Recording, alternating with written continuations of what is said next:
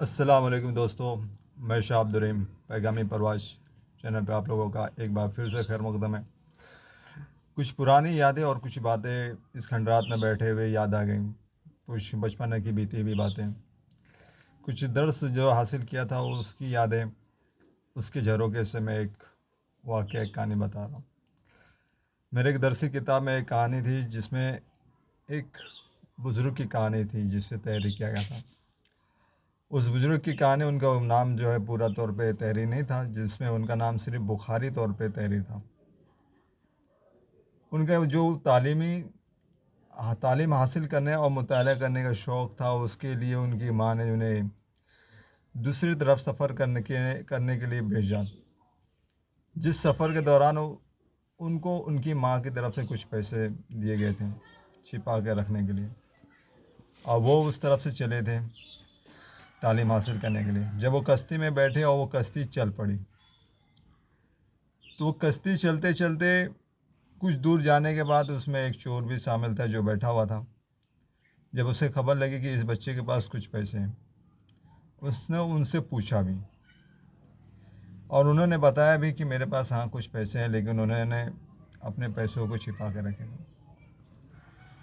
تو اس چور کی اتنی شاطر دماغ تھی کہ اس نے کسی کو اطلاع اور اس معاملے کو معلوم پڑنے سے پہلے ہی اعلان کرنے لگا کہ میرے پیسے اتنے تھے، ایسے تھے، اتنے جگہ پہ اس طرح سے رکھے گئے تھے۔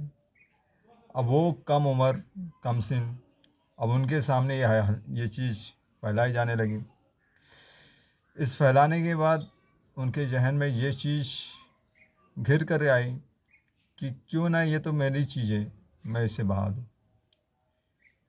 پھر انہوں نے وہی کیا جو کرنا چاہیے تھا، انہوں نے اپنے پیسے کو نکال کے اس دریا میں چھوڑ دیے۔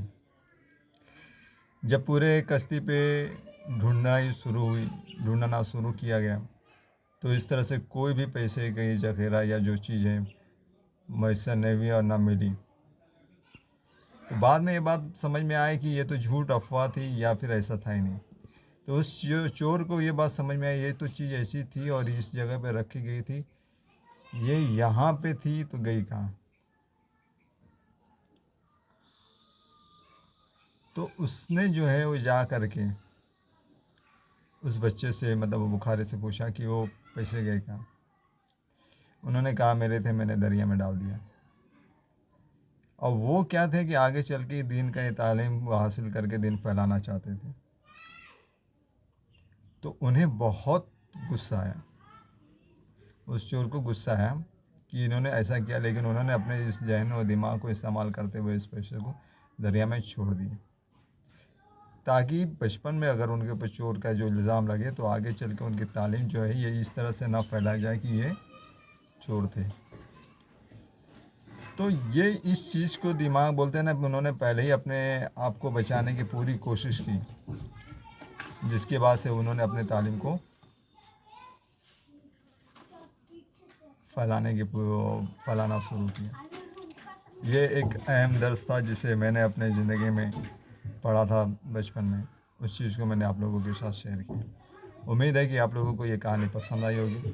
اگر پسند آئی تو اسے دوسرے تک پھیلائیں کہ پہلے ہی بچائیں، بات کا انتظار نہ کریں، کیونکہ بعد میں کافی لیٹ ہو جاتا ہے۔ کسی نے خوب کہا کہ جس طرح سے حسن یا حسین رضی اللہ تعالیٰ عنہ میں سے کسی نے کہا کہ جب معاملہ بگڑے یا جنگ ہو، اس میں ایسی ہے کہ کوئی اگر جنگ شروعات ہو تو پہلے ہی روکا جائے، بعد میں کافی لیٹ ہو جاتا ہے۔